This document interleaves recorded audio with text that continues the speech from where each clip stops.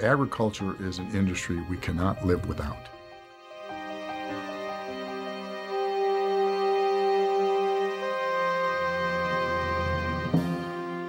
A quality job is very much key to poverty remediation, and that is the other side of workforce development.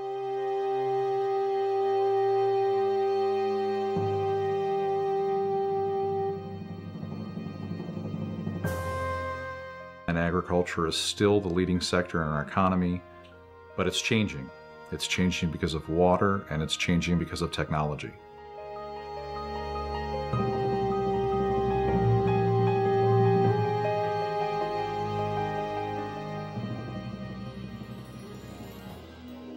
I think the workforce development element has impacted us in many ways. First, it's been a restraint on the growth ability of our businesses for sure. It's also impacted the types of businesses that would wish to locate here or grow here. Agribusiness is one of our largest businesses in the area. With the lack of water and the lack of access to it, it's exacerbating conditions that already exist on the west side. What's happening now is not a natural process. We're having a man-made drought. So hundreds of thousands of acres on the west side of our county are being purposely fallowed because there's lack of an adequate water delivery system. Currently, in the city of Mendota alone, over 40% of its residents are unemployed.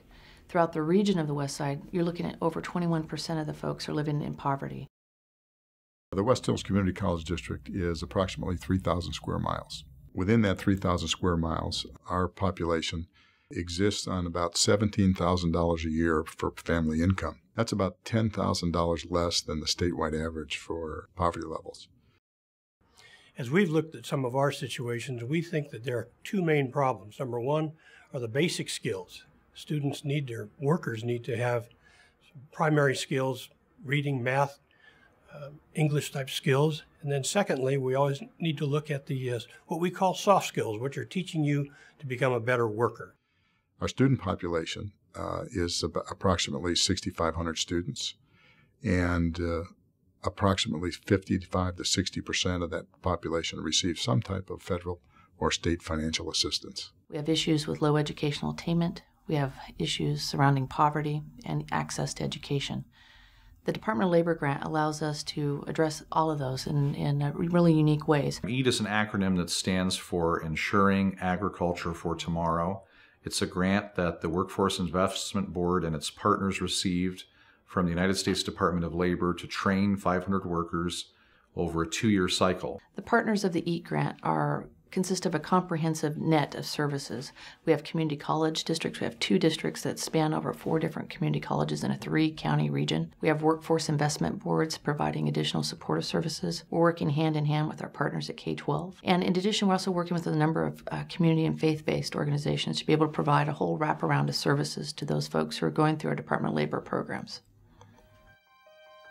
The EAT grant has afforded all of us, I think, the opportunity in the area to do far more collaboration. I think we've all been really good at it for a long time, but there have been those ebbs and flows. The EAT grant has given us the opportunity to collaborate in new and better ways with many, many public partners in Fresno and in the region. We're not worried about boundaries. We're not worried about turf. What we're focusing on is how can we get that training opportunity to those individuals. It's really a 3-part dance between the Workforce Investment Board, the community college system, and employers. The employer is the most important. They have to tell us what are the characteristics of the worker they want to hire and what skills that worker has to be trained in. With that information, the community college can gauge its curriculum, modify its curriculum, sometimes write new curriculum to create training for those positions.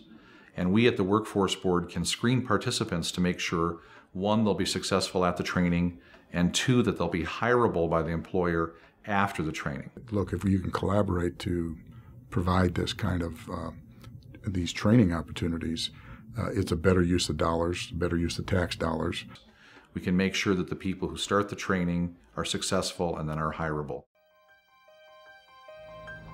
It's very important that manufacturing, particularly light manufacturing, be encouraged in the San Joaquin Valley so that we have a more balanced economy. For the most part, food processing is manufacturing. It's taking raw products, moving them into a process, preparing them for the market, and moving those products into certainly the marketplace. We brought employers to the table and asked them, what is it that you need? What is it that we could deliver for you that would prepare an employee or employees for your industry? At State Center, it's very important that we work with business and industry, and we make every effort to do so.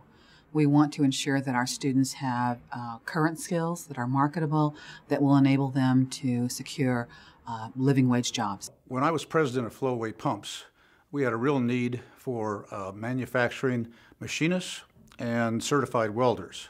Here at SynCal CNC, we manufacture parts for aircraft, all sorts of other different industries, and it seems like there's always a lot of work out there for this kind of business. Our company is dedicated to bringing clean, renewable energy to California and to the Western region. There is a qualified or a good workforce, a good pool of workers here who can be trained, who are motivated, and who are interested in working in the solar sector and having green jobs.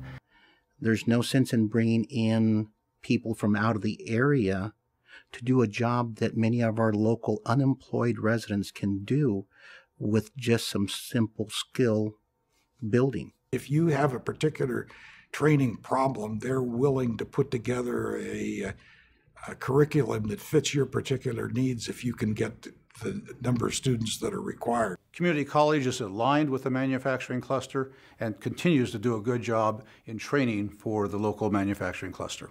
We have approximately 10 employees that are hired. They went through that program, and Relay College teaches exactly what I do in my business. We've hired a number of people through these programs, and they've turned out to be successful hires.